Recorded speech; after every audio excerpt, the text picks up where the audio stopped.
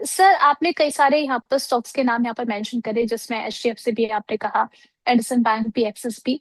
Kotak Mahindra bank के बारे में आपसे जरूर समझना चाहेंगे सर। अगर हम इनके बिजनेस अपडेट्स की बात करें तो वो तो अच्छे नजर आ रहे हैं, लेकिन दिक्कत कहाँ आ रही है? मार्केट में क्वेश्चन क्वेश्चन आता है, मार्केट पे सवाल मत करो, मार्केट के पीछे चलो। कोटक जी। महिंद्रा बैंक वही हमको समझा रहा है। जे अच्छा न्यूज बुरा न्यूज कुछ नहीं है, 6 साल 7 साल से चल नहीं रहा और आज भी नहीं चल रहा। हम्म। अब जब हम्म। चलेगा तब देखेंगे। आज के दिन पे कोटक महिंद्रा बैंक नेगेटिव है और अभी भी यहाँ पर कोई मजबूती नहीं दिख रही। आप दो हम्म। चार्ट एक साथ डाल दीजिए, कोटक एचडीएफसी आपको दिखेगा, कोटक और आईसीआईसी डाल दीजिए। आईसीआईसी तो लास्ट 5 साल में 5 गुना हुआ है। 250 रुपए का शेयर था, 1400 रुपए का शेयर आपको दिख रहा है। तो सबसे बेहतरीन प्रदर्शन तो वही लार्ज कैप में क्या मिड कैप भी कोई स्टॉक उठा लें तो बैंकिंग में एटलीस्ट आईसीआईसी बैंक बहुत जबरदस्त return, one of the two. वो एक और दो शेयर ही होंगे जो इतना इतना रिटर्न दिया है, उसने दिया है और कंटिन्यू चल रहा है। और इसी बीच में हम्म। कोटक बैंक है, बहुत ज्यादा अंडर परफॉर्मेंस दिखा रहा है। मुझे लगता है ये अंडर परफॉर्मेंस अभी भी जारी रह सकता है जब तक आउट परफॉर्मेंस ना आए। टेक्निकल में एक हम्म। लैंग्वेज है, जब तक मोमेंटम है, जब हम बात करेंगे जब तक मोमेंटम घूम ना जाए, वही चीज हम्म। जब तक अंडर परफॉर्मेंस रहेगा तब तक ओवर आउट परफॉर्मेंस ना आए। और आउट परफॉर्मेंस अभी भी हम्म। नहीं दिख रहा, तो अभी तो हम्म। अवॉइड जोन में रखेंगे। अवॉइड जोन में रखना है, चलिए ठीक है। इसको लेकर के ढेर सारे सवाल भी आ रहे थे, अब उनका एक समाप्त आंसर आप लोगों को हासिल हो चुका होगा। अब आगे बढ़ चलते हैं। अब हालांकि आईटी के बारे में आपने कई बार बातचीत करी है, लेकिन लास्ट सेशन जिस तरीके से आईटी के लिए रहा है और अब जो शुरुआत हुई है, आगे के लिए क्या जर्नी सर होनी चाहिए आईटी स्पेस में? यहाँ पर जिस तरीके से आज हमें दबाव देखने को मिला, आईटी क्या बिल्कुल ही अवॉइड करके चलना है, या आईटी को लेकर के जो अभी भी लोग फंसे हुए हैं उनके लिए आपका क्या सजेशन रहेगा? जी, आपको उर्वशी जी पता है मैं आईटी के लिए कैसा हम्म। बिहेव करता हूँ हमेशा। एंड लास्ट एक क्वार्टर से, शायद एक क्वार्टर से ज्यादा ही आपसे मिला मुलाकात जी। हो रही है। अब तक मैंने आईटी के लिए मना ही किया है, आईटी मत हम्म। लीजिए मत लीजिए। और एक दो हम्म। बार उस बीच में चला भी था जब मैं आया था। आपने मुझे आपने जी। तो मना किया और आईटी चल रहा है। मतलब चल रहा हम्म। है तो फिर भी बेच दीजिए, अगर है तो प्रॉफिट हो रहा हम्म। है तो। हम्म।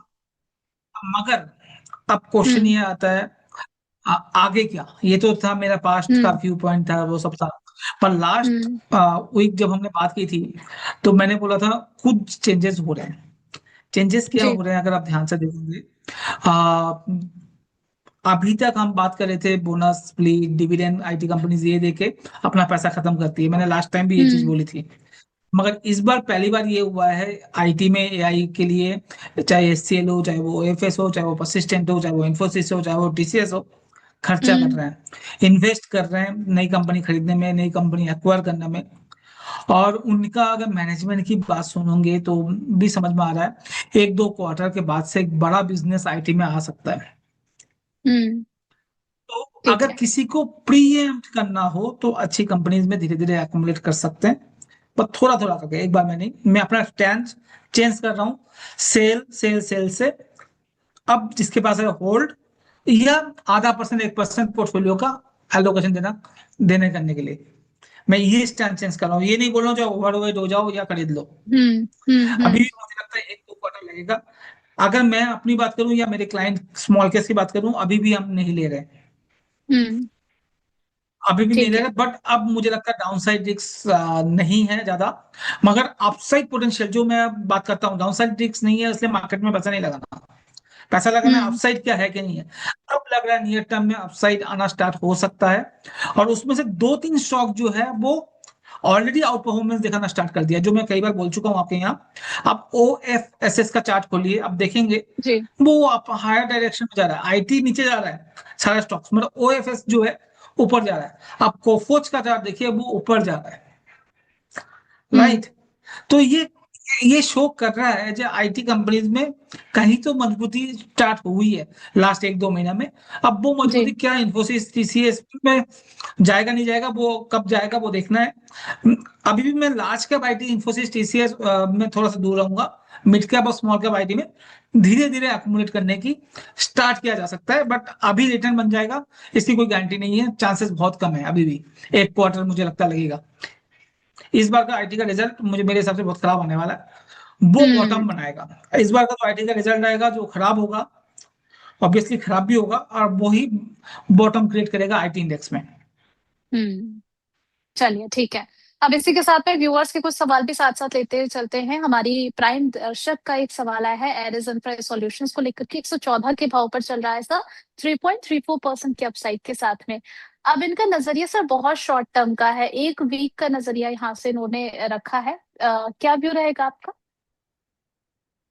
नाम वापिस बोल दीजिएगा please. Sir Aris Infra, ARISINFRA infra.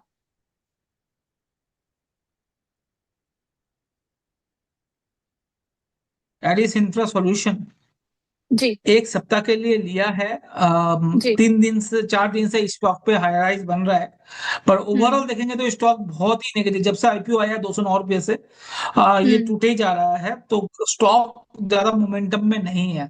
क्योंकि हम्म। आपने एक वीक के लिए बात की है, मेरे हिसाब से एक वीक के लिए अगर स्टॉक को आप रखते हो तो रखा जा हम्म। सकता है। स्टॉप लॉस जरूर मेंटेन कर लीजिएगा 111 रुपीज में। 120 122 तक का मूव आ सकता है। ठीक है। इसके अलावा चेतन जी का सवाल है लोकेश सर आपसे, केन्स टेक को लेकर के 3000 के लेवल पर इन्होंने बाई किया हुआ है, अब आगे के लिए क्या रणनीति होनी चाहिए, बने रह सकते हैं इसमें? मेरे हिसाब से कैनिस टेक्नोलॉजी में 3,000 के लेवल पे बने रहना चाहिए। डाउन साइड रिस्क नहीं है, अप साइड पोटेंशियल बहुत अच्छा है। सीजी इशू आया था बीच में, उसके बाद 6,000 रुपये से ये स्टॉक टूट के 3,000 रुपये में आया, बट यहाँ हम्म। से अब टूट नहीं रहा। और अब मुझे लगता है ईएमएस बिजनेस में और जो आपका सेमीकंडक्टर बिजनेस में एक आउटपरफॉर्मेंस स्टार्ट हो सकता है आने वाले टाइम पे। हम्म। तो केन्स उसमें एक बेनिफिशियरी रह सकता है, तो मेरे हिसाब से आप इसमें होल्ड करें। स्टॉप लॉस जरूर 2700 का लगा दें।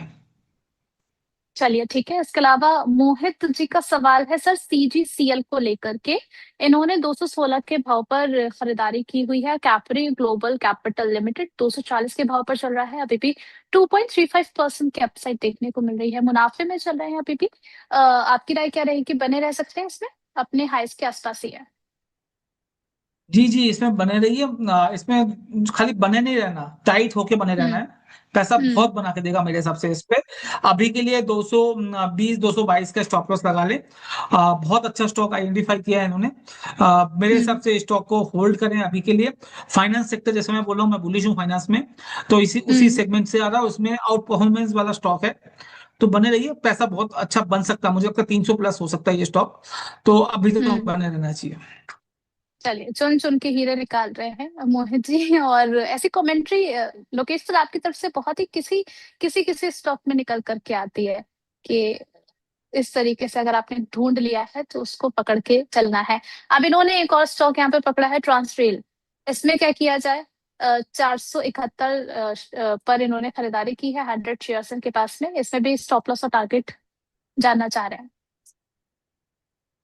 ट्रांसरेल में दिक्कत है, ट्रांसरेल में दिक्कत ये हम्म। है इनका प्रॉफिट हो रहा है, तो मेरे हिसाब से हम्म। इनको निकल जाना चाहिए। यहाँ पर अभी कोई बड़ा मूवमेंट एक्सपेक्टेड नहीं है आने वाले 1 क्वार्टर या 2 क्वार्टर। बिजनेस बहुत अच्छा था, बट क्या थोड़ा सा सीजी इश्यूज चलते हैं स्टॉक में। तो इस वजह हम्म। से इसमें ना बड़ा मूव नहीं आ पाता। तो मेरे हिसाब से हम्म। स्टॉक से अभी तो अवॉइड जोन में रखें तो ज्यादा अच्छा है। प्रॉफिट बुक करें और कहीं और कोई अच्छे स्टॉक में जहां मोमेंटम बहुत अच्छा आ रहा है, लॉन्ग टर्म के लिए भी लगाना चाहें तो लगा लगा सकते हम्म। हैं। ठीक है।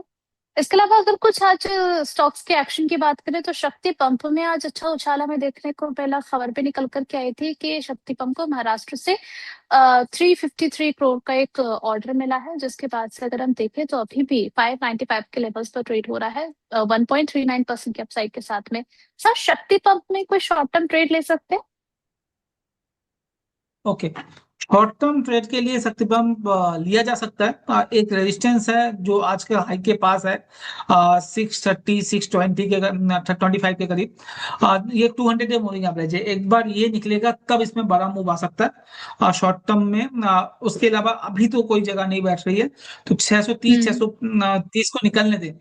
अगर मगर इसका हम्म। किसी का लॉन्ग टर्म इन्वेस्टिंग का व्यू पॉइंट है तो एकोमोडेट करना चाहिए मेरे हिसाब से स्टॉक को। One of the best share हो सकता है 2026 2027 तक का। तो चलिए ये। मेरे हिसाब से उसके हिसाब से अगर किसी को लेना है, इसमें स्टोरी बहुत बड़ी बन रही है सर। अगर आपके पास टाइम हो तो मैं 1 मिनट में दे बोल सकता हूँ। जी जी सर। हो क्या रहा है, दो तीन एक चीज हुई है। 2000 कुसुम योजना की जो बात कर रहे हैं हम सब, हम्म। वहां पर क्या है, सोलर पंप लगाने की बात कर, मैं सिंपल लैंग्वेज में बात कर रहा हूँ। किसानों जी को जी सोलर जी। पंप लगाने की बात कर रहे हैं। आज के दिन पे किसान जिनके पास सोलर पंप नहीं है, वो डीजल पंप से अपना काम चलाते हैं। डीजल हम्म। पंप का जो कॉस्ट है वो 50-60 हजार के करीब का आता है, और डीजल का कॉस्ट किसानों को भुगतना पड़ता है। हम्म। राइट। तो ये जो करेक्ट। पहला चीज तो, अब ये पंप भी शक्ति पंप भी दे रहे थे। अब जब वो सोलर पंप दे रहे हैं तो इसका कॉस्ट 4x है, ऑलमोस्ट 2 लाख रुपए के हम्म। करीब है। जो 50 हजार का था वो 2 लाख हम्म। करीब करीब हो गया। तो किसान तो वो पैसा दे नहीं सकता, इतना पैसा। हम्म। तो हम्म। गवर्नमेंट सब्सिडी दे रही है 1,40,000 1,50,000 का हम्म। इनको। तो अब मैं अगर 100 पंप बेच रहा था, मेरा मेरा 50 into 100, 5 लाख का माल बिक रहा था, राइट। आज भी मैं हम्म। 100 पंप भी बेचूंगा, मगर हम्म। अब 2 लाख into 100 हो जाएगा। हम्म। तो जो जो जी। बिजनेस मेरा 5 लाख का हो रहा था 20 लाख का हो गया, जी। ऑटोमेटिक। मल्टीप्लाई हो एक, गया। क्योंकि जो जो किसान है उसका कॉस्ट 50 हजार का ही है, 1.5 लाख हम्म। तो गवर्नमेंट सब्सिडी दे रही है। तो जी। किसानों को कोई ऐसा नहीं है डिमांड कम हो जाएगा, क्यों, उनका डिमांड उतना ही है। और अब जो फार्मर्स है वो क्यों सोलर में आएंगे, क्योंकि उसका कॉस्ट हम्म। एडवांटेज है। उनके पास सोलर पैनल लगा रहे हैं उसके ऊपर ही, तो वो कॉस्ट एडवांटेज में उनका खर्चा एकदम जीरो हो जाता है। एक बार पंप हम्म। खरीदने के बाद उनका जो पंप का खर्चा है वो आगे रोज चलाने के लिए जो डीजल का खर्चा लगता था वो नहीं जी लगेगा। जी। तो ये चेंजेस हो रहे हैं। अब ये जो हम्म। शक्ति पंप है ये 7 हजार करोड़ का मार्केट कैप में है, और ये सबसे हम्म। बड़ी कंपनी है पंप सेक्टर में। तो टोटल अगर हम्म। पंप सेक्टर को ऐड करेंगे तो आपको देखोगे 25-30 हजार करोड़ में पूरा मार्केट कैप में आपको ये वाला इंडस्ट्री मिल रही है। और इसका अपॉर्चुनिटी साइज है 5 लाख करोड़ का। हम्म। 2.5 लाख करोड़ का नया पंप है, और 2.5 लाख करोड़ रिप्लेसमेंट पंप है, जो रिप्लेस। पहले से है लोगों के पास डीजल, उसका रिप्लेसमेंट है हम्म। जो आने वाले 5-7 साल में रिप्लेस होना है। तो हम्म। 5 लाख करोड़ का अपॉर्चुनिटी है, और सिर्फ 25 हजार करोड़ में पूरा पूरा मार्केट मिल रहा है। चाहे वो शक्ति पंप बोलो, रोटो पंप बोलो, ओसवाल पंप बोलो, आप सब पंप ऐड हम्म। कर लीजिए, 25-30 हजार में सारा पंप इंडस्ट्री आपको मिल जाएगी। जी। तो अपॉर्चुनिटी साइज बहुत बड़ी है। इसलिए मैं लॉन्ग टर्म की बात कर रहा हूँ, बट ट्रेडिंग की बात नहीं कर रहा हूँ। ट्रेडिंग के लिए आज हम्म। ये अच्छा नहीं लग रहा। 630 के ऊपर जाएगा तो अच्छा लगेगा। बट किसी को अगर लॉन्ग टर्म में लगना है, हम भी इस पे अभी रिसर्च कर रहे हैं। हो सकता है बहुत जल्दी हम अपने स्मॉल केस में भी इनमें से कोई एक स्टॉक ले, मे भी शक्तिबाम ले ना ले, आई डोंट नो। अभी हम हम्म। क्योंकि डिसाइड नहीं किए, बोल नहीं सकते। बट इसमें हम्म। काम कर रहे हैं हम। चलिए, शक्ति पंप जो है लॉन्ग टर्म स्टोरी अच्छी क्रिएट करता हुआ नजर आ